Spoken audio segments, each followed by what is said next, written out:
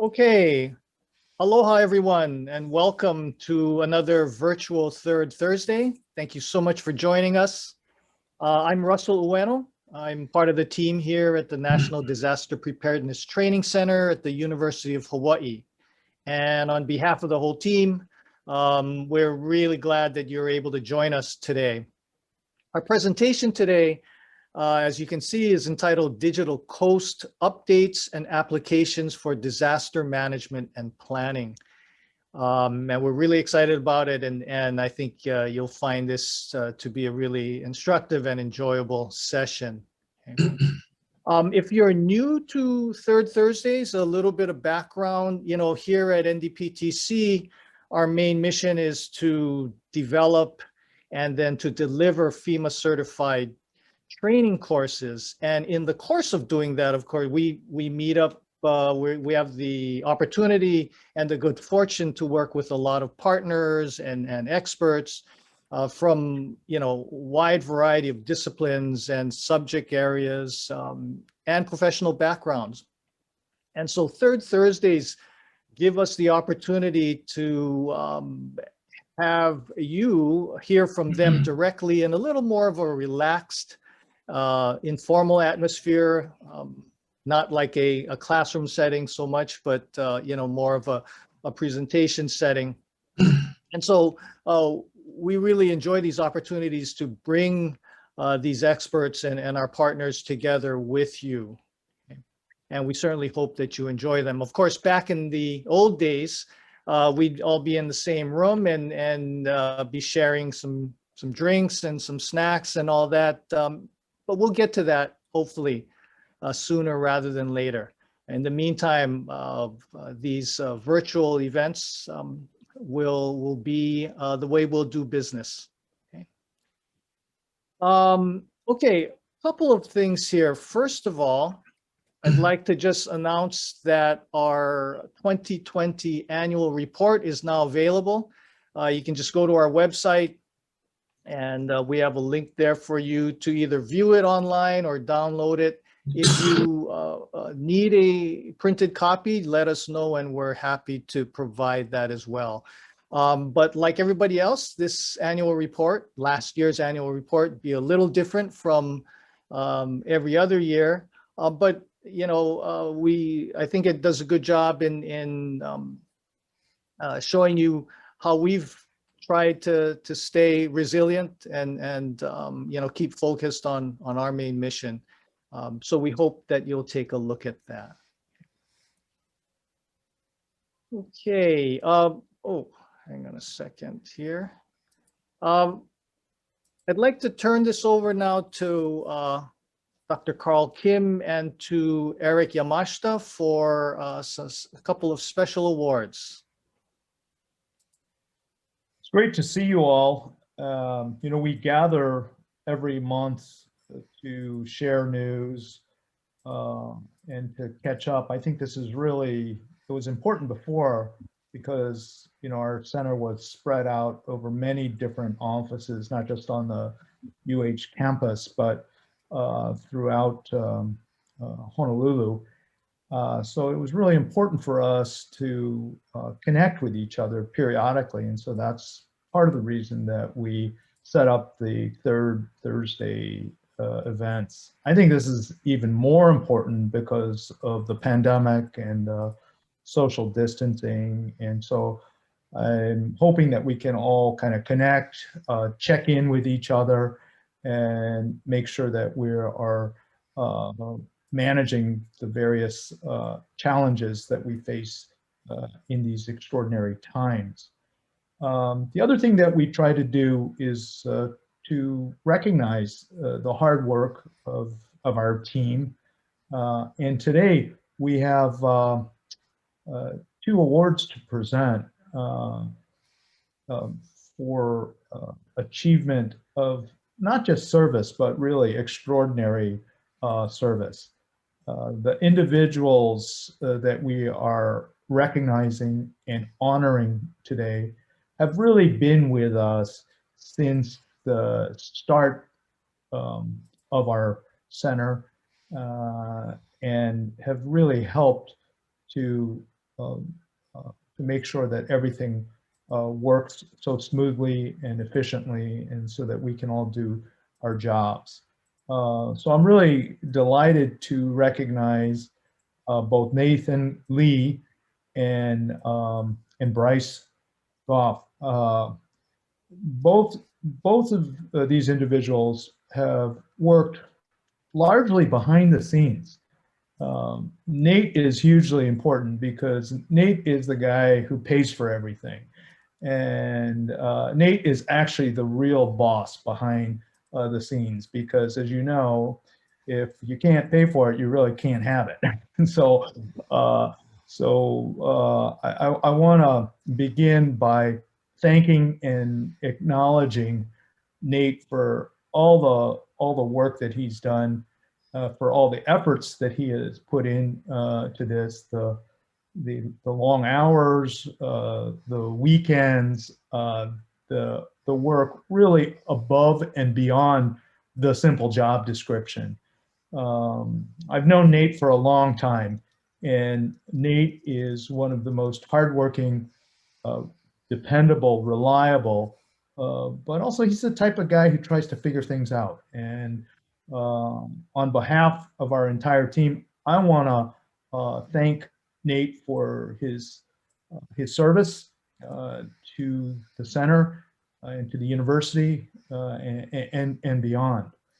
I know Bryce too, and I could say things about Bryce, but I think I'm going to leave that up to Eric, who he works really closely with. So, Eric, would you say a few words about Bryce? Yeah. So, thank you, Karl. So, Mr. Bryce Groff actually came to NDPTC as a student. He was studying computer science. And as some of you know, I'm in charge of all the technology and the innovation that we do within the center. And then so one day, Mr. Groff came knocking on my door, and he was trying to apply to one of our GA jobs. And he explained to me, he showed me his resume, and I was like, well, I got a better job for you. I need you to help develop applications that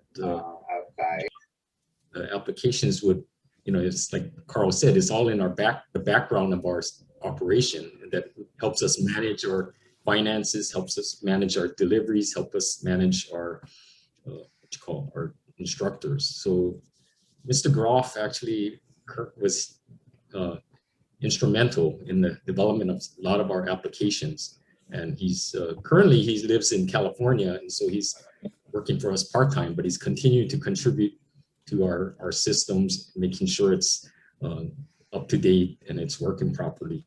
And he's part of our real great IT team that actually does a good job in making sure that we're compliant with all the things that we need to do. Great. I'll turn it over to Nate. Nate, do you want to say something?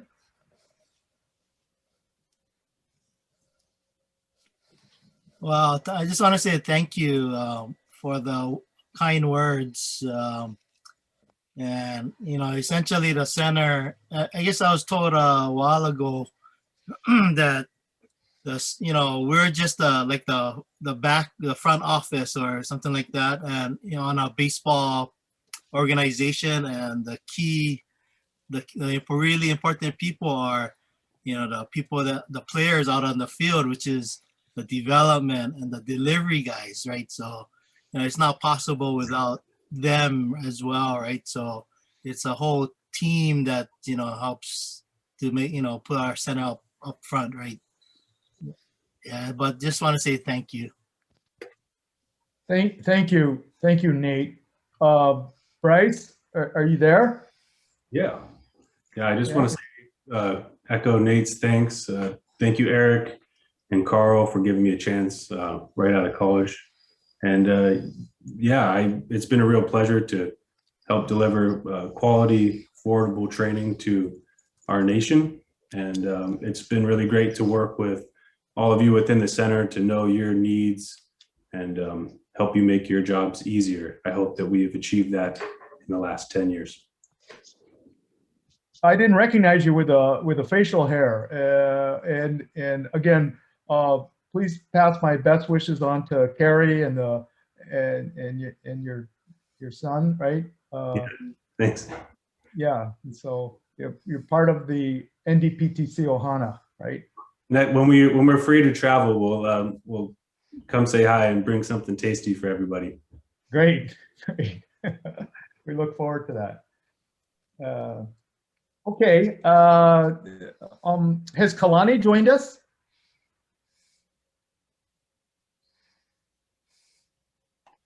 I don't see him. So let's move on. Okay. All right, let's move on to our program for today. You know, when we get together, you know, we share information, we catch up with each other, and then we also like to have a talk. And today we have a great presentation with one of our very closest, if not our closest partner, which is NOAA. As you know, we share offices together on Ford Island, and then we work very closely with many of the professionals and subject matter experts and others in NOAA, USGS, other federal agencies. And today we're going to have a presentation about the NOAA tools that that we use, that we've incorporated into our training classes. And I think this this suite of tools in the NOAA Digital Coast are so useful for research related not just to disaster management, but also to planning and other things that we do at our center, at the university, and in our community. And so I think we have two really excellent speakers with us. I think we're going to be starting with Allison, who is no stranger to NDPTC. She's been an instructor and a close advisor and participant.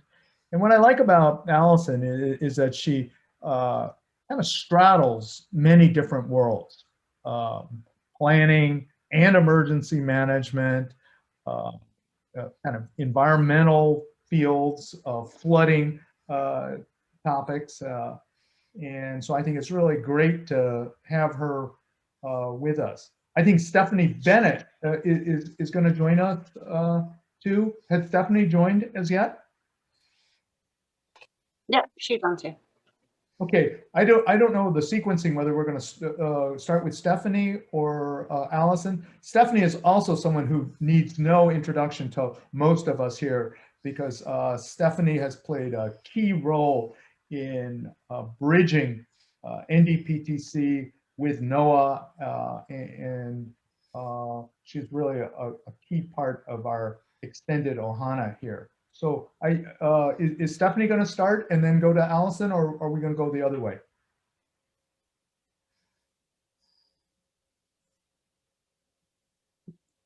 Lydia, Russell, do you have? Steph, you ready?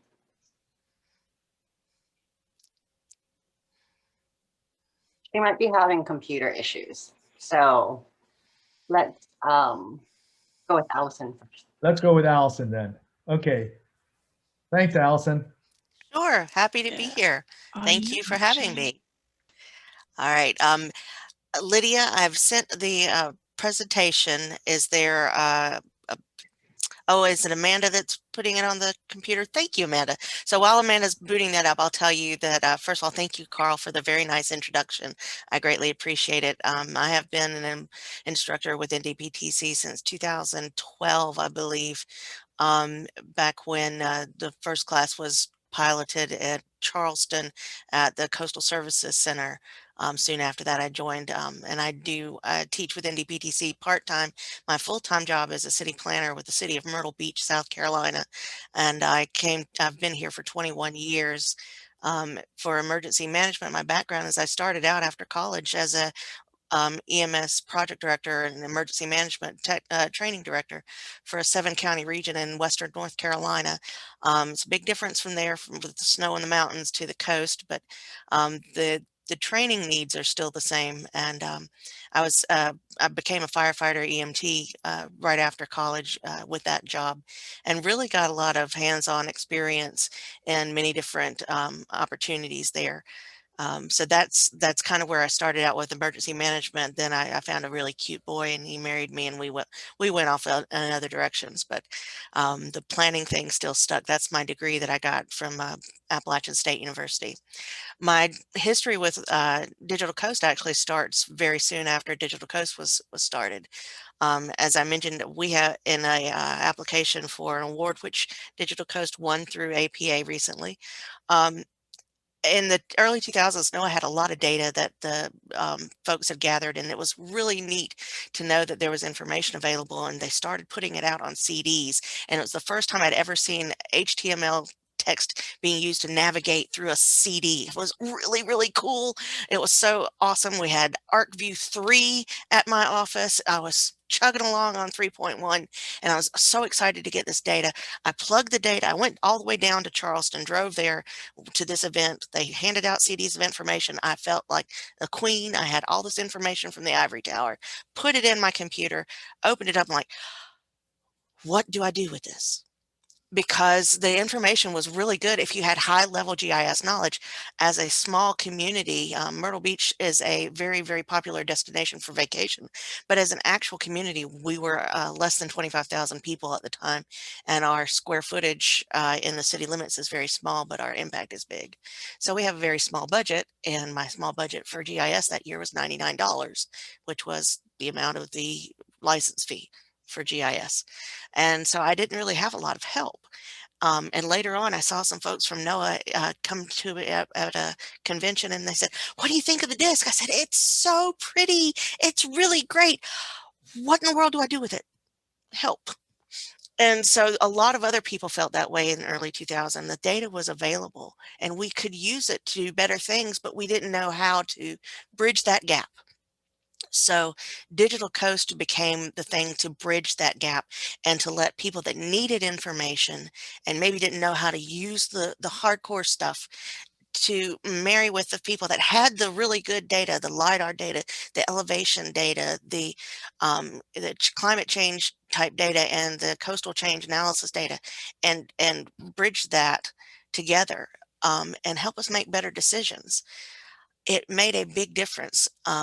In 2005 or 2004, at the end of the period of time after which all local governments had to do disaster planning under the Disaster Management Act of 2000, or DMA2K, I spent 2 weeks in the office with the door shut, mining data from the internet, not even knowing where to start. And you were finding little clues and little crumbs from here and here and here and here. I made several runs up and down the road to different municipalities and to the county offices for data and brought the discs back. It took a lot of my time and a lot of cash to buy the information that we couldn't get for free.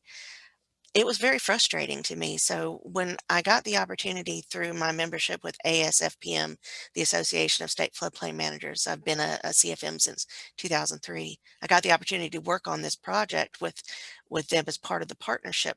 It seemed like the gates of heaven had opened up, and I was right where I needed to be, because I needed all that information, but I needed someone to be my interpreter, and then I could do better for my community. And it has been a 12-year process. It's growing. It's bigger every year. It's more fabulous than ever. And I'll go into my presentation and tell you a little bit about it. Is that good enough for an intro? We're good, Amanda? I'm going to go through and do the typical request and remote control and all that good stuff. Fantastic. Let me tell you, Amanda's really cool to have along when you're teaching. Really helpful. So this is actionable information that we want to have at the local community level, which in my level, that's where we are. The Digital Coast Act took a giant leap forward last year and actually became an enforced act. That was signed into law in December 2020. We started that process in 2017 and 18 with bills being introduced by some senators that had interest in the Digital Coast.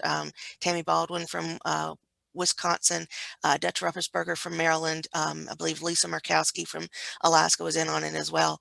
And they saw the value of the project. So they said, well, this needs to be a protected project. And if it's already in an act, if the program is saved in an act, then the rest of the federal government can look at it as a standard bearer. So it is. And believe me, I have hollered that in the FEMA's ear several times. You need something like Digital Coast. So, but we are good there. We have more data, tools, and training. There's going to be a specific reach out into the Pacific, more so with data gathering this year. We're going to have a greater focus on the underserved, because that is something that absolutely has been a discussion, a low-lying discussion in a lot of planning departments, but it has come to the forefront and a lot of the front of minds of a lot of different people in the last year or two, especially. So we'll talk about things like the Social Vulnerability Index and the like. There's a bigger share of best practices because more people are using it and they're writing up their best practices, which is an awesome best practice on its own, is to write it up when you've got it. And there's increased partner opportunities. When we say partners about the Digital Coast Act, the Digital Coast started off as a project that was a partnership between NOAA and 5 non-government organizations that were putting in their own money into it. So it was a true private-public partnership. And those 5 groups, the ASFPM, of which I was a member at the time, the APA, the American Planning Association, I was a member at that time, NSGIC, the National States Geographic Information Council, the Nature Conservancy, and Coastal States Organization all came together and said, all of our members can benefit from something like this. So let's help build this together. And they did, and it's fantastic. Part of the thing about the partnership, not just because it showed that the federal government and non-government organizations can work well together, is that we made a better product by working together than we ever could have done on our own. No one of us could have done this alone. So it's a really good example of that, if I can be so bold. It really stands with disaster recovery and with day-to-day planning. The more information you have, the more, let me rephrase that, the more good information you have, the better your decision making comes at the end. And we often say when we're teaching you, there are some places you can go and the information you're getting, it's like drinking from a fire hose. You're just getting, data flowing at you, and you can't really take a breath and sit down and see what you need to do. We took those lessons into Digital Coast, the people that did this, and really made it to where it's easier for you to find what you need and skip through the things that you don't. But there's a whole lot of information that goes into the applications on Digital Coast, and it isn't all from NOAA. It has been sourced from a lot of other federal offices, and the data has been checked and rechecked to make sure it's good quality data, because that is a big thing. If I just go out and collect data and willy-nilly, then I can end up with a plan that doesn't really reflect the needs of today or the future of tomorrow for my community. I really need to have good data to make good decisions.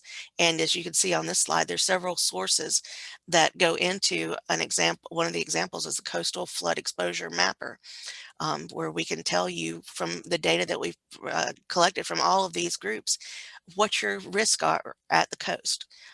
So that's just one example of how a lot of the data powers through to the newer innovations. Some of the old tools, though, are still just as good and just as useful. The historical hurricane tracks tool still comes up as a top 5 hit just about any month, because when you're doing planning, you're doing your hazard mitigation planning, or you're doing some THIRA, some threat hazard and risk analysis, or you're just doing your comprehensive plan with your planning efforts, and you want to address the impacts that you've had in the past from disasters. The historical hurricane tracks tool is a really good place to start. Each line that shows the storms that are going through and around Hawaii on this slide, they all have, if you click on them, they all have on there the date, the location, the isobars, the wind speed, the level of storm, whether it's tropical storm, depression, or one of the 5 categories of hurricane. All that information is available just by clicking on each segment of the lines. That's really, really helpful, especially when you're looking at, well, we had a flood around this time. What was the actual, what was the actual impact as recorded by the Weather Service? Oh, it was a tropical storm. Well, I guess we can no longer say that it's just a tropical storm. It's not going to hurt us. Tropical storms can hurt you. And if you didn't know, that's already in the classes we have about hurricanes. So if you haven't had the class, check it out. We also have coastal county snapshots on Digital Coast. Coastal county snapshots are excellent discussion starters with elected officials or the general public. What happens in the coastal county snapshot is there's a lot of information working in the background that is county driven. The National Association of Counties put this together in a report format, and they're pulling information from the HAZAS software, the HAZA US software that FEMA has created. They're pulling information from the census, pulling information from the National Wildlife Wetland Inventory, they're pulling information from Ocean Jobs, they're putting information from the Department of Commerce, which is pretty handy because NOAA is a Department of Commerce person, or excuse me, or agency. And they pull all that together and they give you an overview, a discussion that starts discussions. As you can see on the left for Maui County, there's 7% of the population is inside the FEMA floodplain. So automatically as a planner, I know that there's 7% of my population that's at risk, at a higher level of risk for flooding than the rest of my county. If you have a population over 65, you can see there's about 1,500 people in the FEMA floodplain that are over 65. So as a responder, I'm going to know, okay, well, those are 1,500 people I might have to pay a little extra attention to during a flood event in our county, because over 65, it's tragic, I know, because I'm getting older. I don't know about y'all, but I am getting older. And as I get older, I find that I'm slower to move here, or I'm not as quick to move there.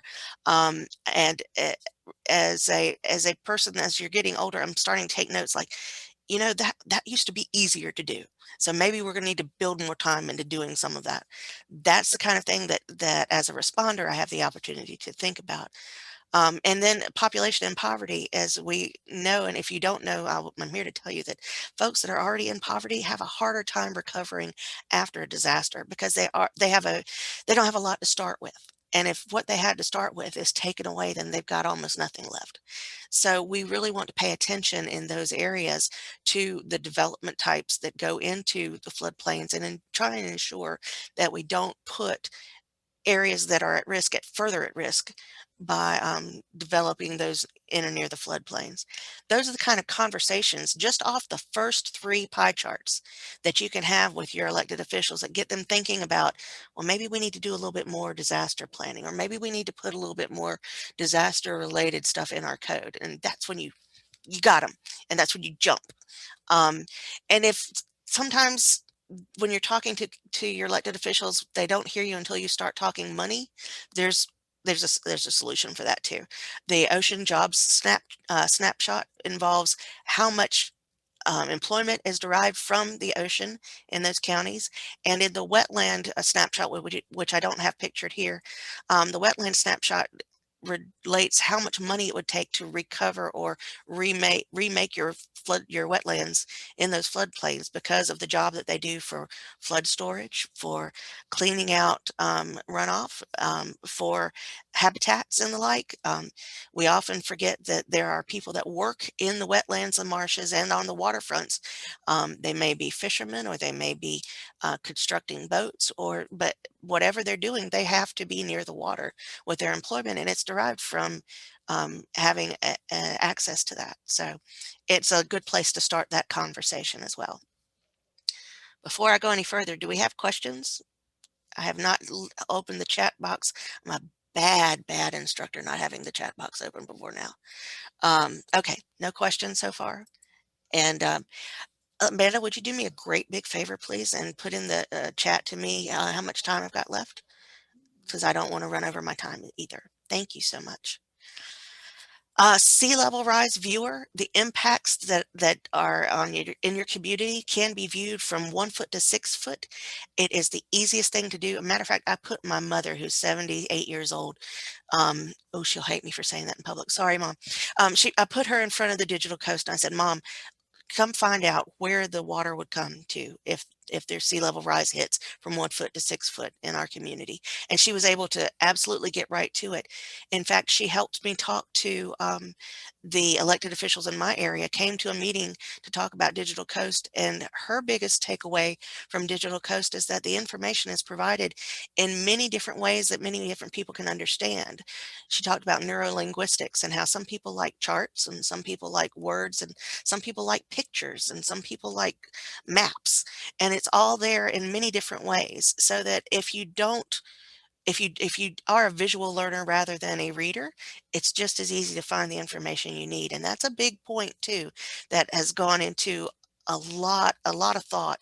NOAA has some fantastic people that work on um, media and how people understand, and they're professional trainers giving you an example or an understanding of who your audience is so that you can talk to them in an effective way. And it's been a really, really great boon. You can learn something from them every day. In addition, Digital Coast not only has data, or it doesn't only have tools to use that data, but it also has stories, what they call stories, or making an impact, which the rest, typically you call them case studies, but these are examples of where people in other communities are using Digital Coast for their current planning or their disaster planning process. One example is the assessing risk to hazards in Kauai. You can see the partnership information on the screen.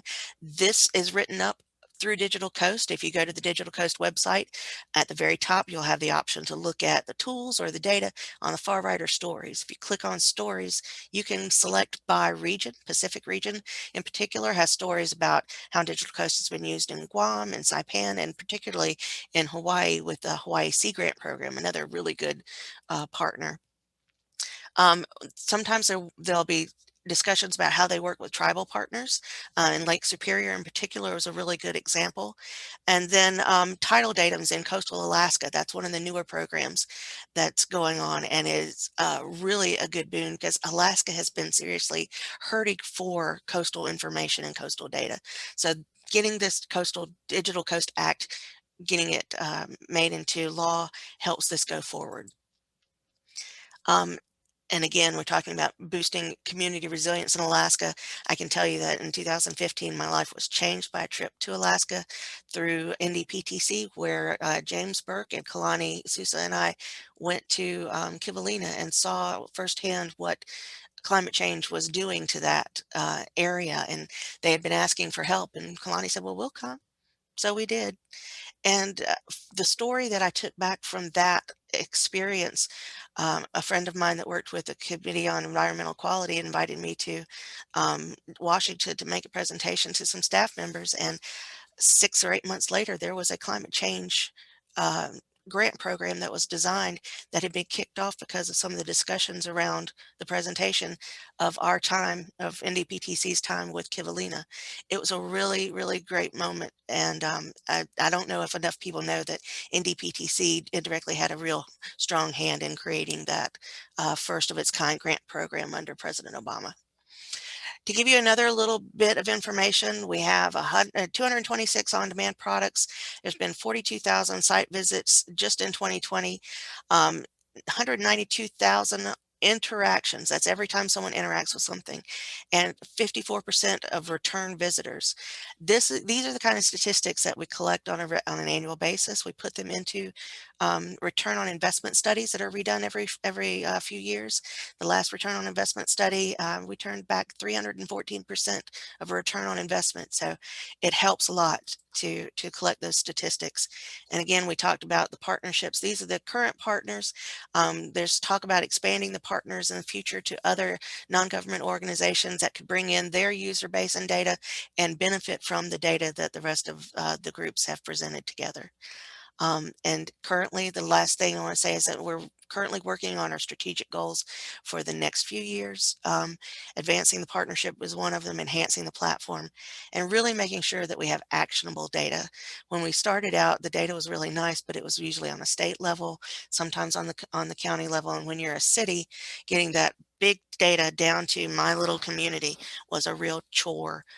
They have done so much growth with the process and so much different ability. It's been a really, really good project, and it's helped me a lot. I use it in my daily work with the Planning Commission. I have no problem pulling up the information from Digital Coast and showing them, look, the project that you're looking at rezoning right now from industrial to residential happens to have 6 different types of flooding challenges. We might want to think about that. So I'm really grateful for the opportunity. And I'll turn it over to Stephanie, or to the person in between me and Stephanie. Oh, that's great. Thanks, Allison. Yeah, we can jump straight to Stephanie now. I think you're on, and you got audio's all good? So can you guys hear me now with the? Good. Okay, great. Sorry. Zoom is not very federal government computer friendly, and so I've been struggling. But what I wanted to say, I've actually got 2. I may or may not use the slideshow, because, to be honest, Andrew and I were really excited. We're like, oh my gosh, Allison is like our super user and our cheerleader. When your partners mirror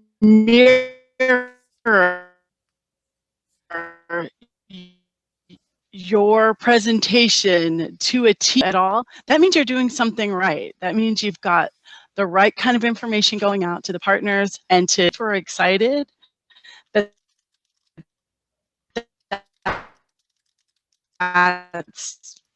we are making. Probably introduce myself appropriately. My name is Stephanie Bennett. I work here in the Honolulu office, NOAA's, and I've been here for several years working in a variety of capacities. So I'm back in my old job. I was off on a detail for about a year and some change, and it's been really great to be able to come back and see how well those little detailed changes have been able to help our office. One of the things that we wanted to talk to you about today, and I don't have to go through the sort of the orientation slides. I mean, we can if need be, but I think Allison walked us really well through what the Digital Coast is providing folks. And what we'll do is we'll take a little bit deeper dive, because I know we're talking to a variety of super users here in research. Folks that might be interested in, okay, we want to know what's the new data coming out, what are we working on, and what are the kinds of things, how do I find it in that data viewer? So I'll walk through just a few things, and then I'm going to hand it over to one of my colleagues who will actually go online and show you, and that's probably safer because with some of the challenges that I've had with the computer. Anyways, we are all excited that the Digital Coast Act has come through. It's provided this stronger platform for us in order to use and further our blue economy initiatives and initiatives to serve our underserved and underrepresented areas, and also to help us better share a lot of our best practices with federal partners and our local agencies. I'm going to applaud Allison, and I know we've met in Charleston when you were training, and I'm like, I knew this, a dynamic trainer. So it's really great to see full circle from the first day you came in training to now. Probably that was like our best cheerleader presentation I've seen. I'm going to have to hire you to take a quick look at a couple of things. I'm going to actually go straight into our Digital Coast data, and you will have to let me know if this actually is. I am new to the Zoom share-a-thon, and this is very exciting. I'm going to share this application. Let me see if I can, oh, wait, here we go.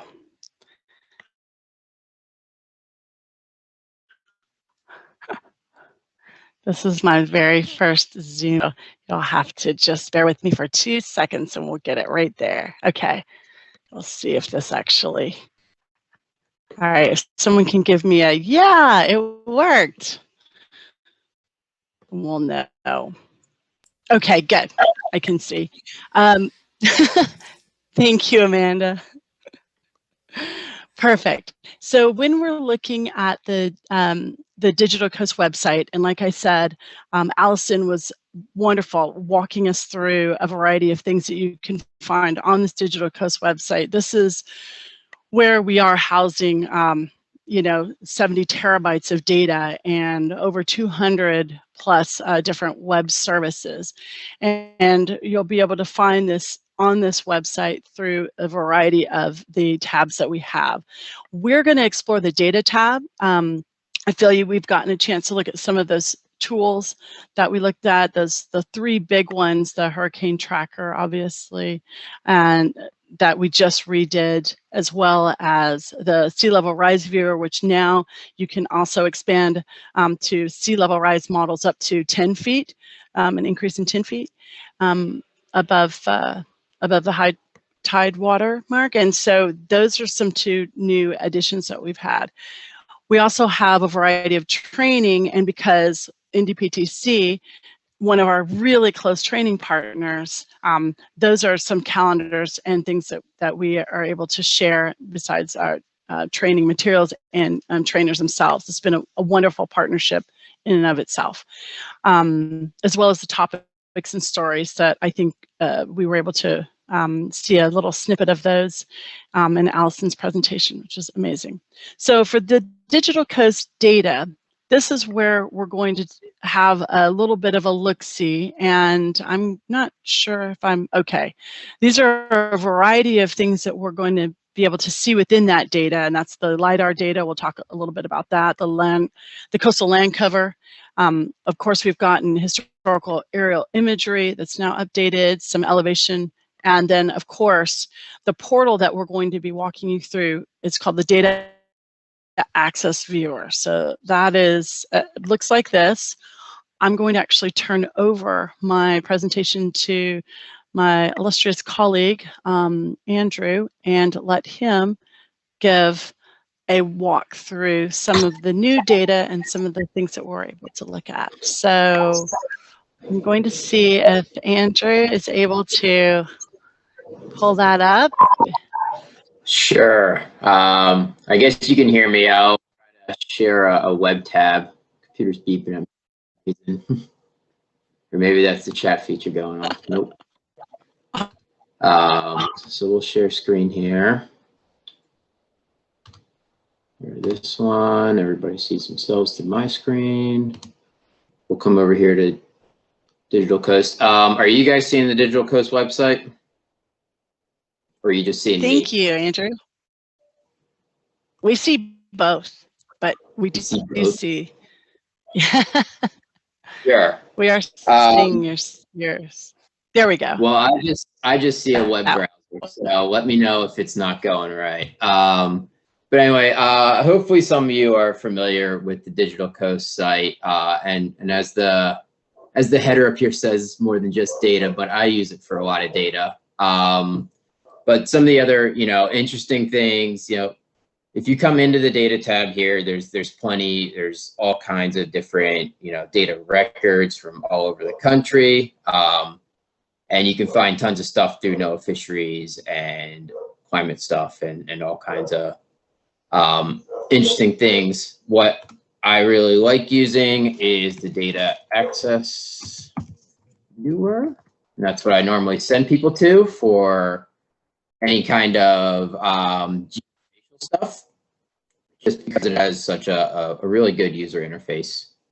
And if you come in here, imagery in Hawaii doesn't really populate much, but land cover and elevation data does. And we have, this is pretty much which one we go with, elevation for all of the United States.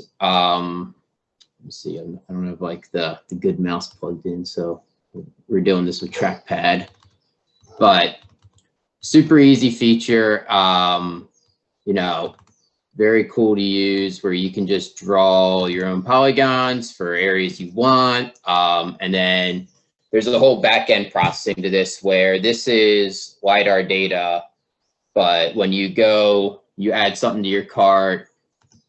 I don't want to push my luck here with what we can and can't do, but you'll see this 2013. There's both Army Corps and NOAA LiDAR in there. And if you add it to your cart, go to your cart, and when you go to, you know, you literally just check out, it tells the servers back in South Carolina what you want. But you can specify, which I think is super cool. It defaults to raster, but you can do point clouds or contours as well. So if you just want that actual LAS or LAZ file, you can do that. What's really cool this week is, for anybody in the open source community, QGIS now has point cloud support. So I pulled some data down from there yesterday and brought it into QGIS and did like a 3D aerial map of like the fish pond, all with open source data. Nothing, you know, no specialty programs needed. So you can do some pretty cool visualizations. I wonder if I can share that. No, I don't know. I don't want to push my luck too much.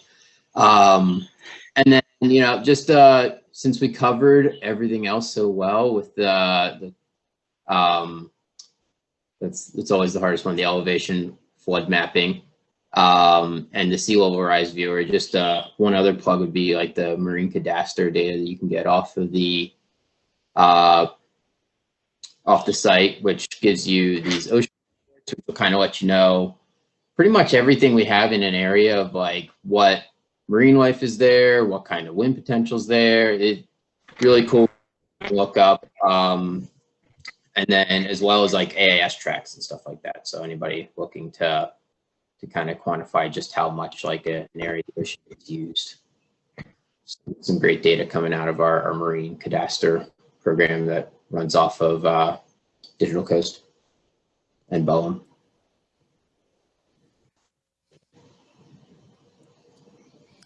Can I add something too as well to Andy's discussion about the LiDAR data and the like? I'm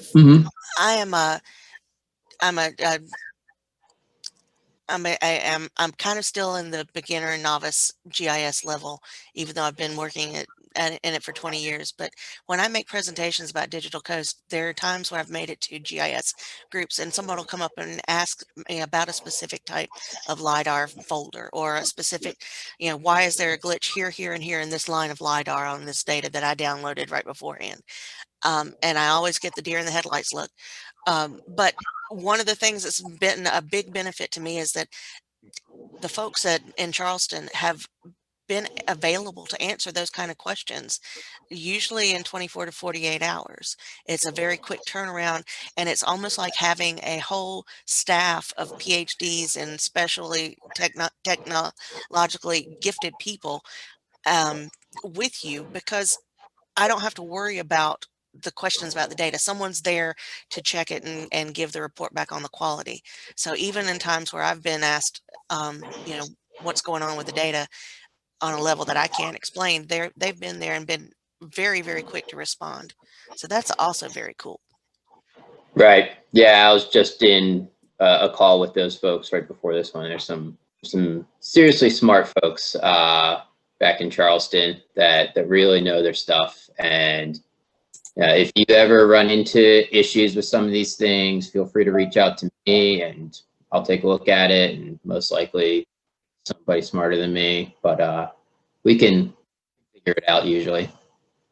And the other thing, you know, with people just asking about like, hey, why is this like really specific part of this LiDAR data like look different, or why'd you not get data there? And that's because LiDAR is like an incredible technology, but like you'll look at a data set and be like, oh, they collected a ton of data going this way, and then when they came back, there's like almost nothing. It's just like, oh, well, the sun reflects off stuff, and that kind of screwed it up. But like it's very sensitive, and it's when it goes right, it's amazing. And then And even like some of the U.S. Army Corps stuff that we have, you know, I always feel bad because there's so much data out there, and not many good like posting options for like just showing that.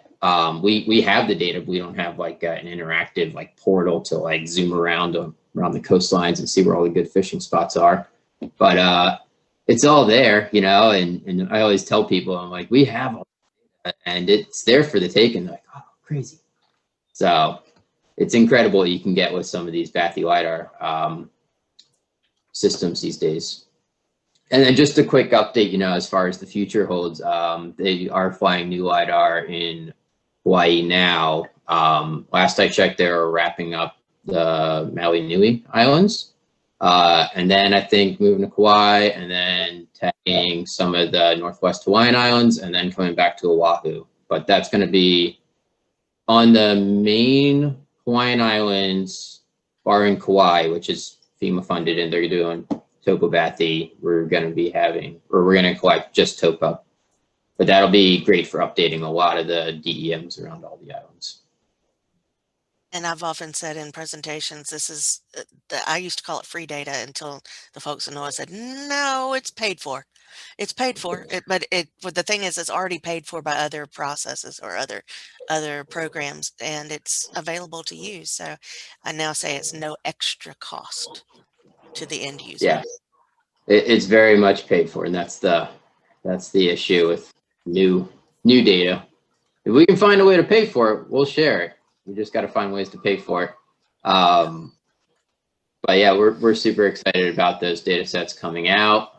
That's a bunch of different partnerships going in to pay for that, but it'll all be available on the Digital Coast in that data access viewer as well. So look forward to that.